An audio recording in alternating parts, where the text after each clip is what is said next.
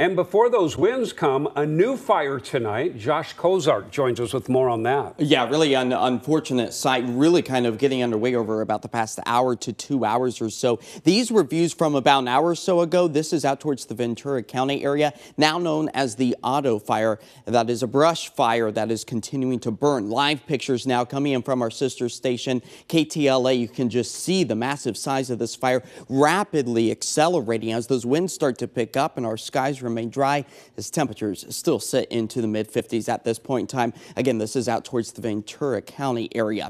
All as we anticipate those wind gusts to start to blow out of the east once again, otherwise known as the Santa Ana winds, where they could potentially become damaging, prompting a red flag warning in effect from 4 a.m. Tuesday through noon on Wednesday. That comes as those winds could potentially gust close to 70 miles per hour as the threat of wildfires only continues to increase Tuesday and Wednesday as rain is nowhere in sight. Liz.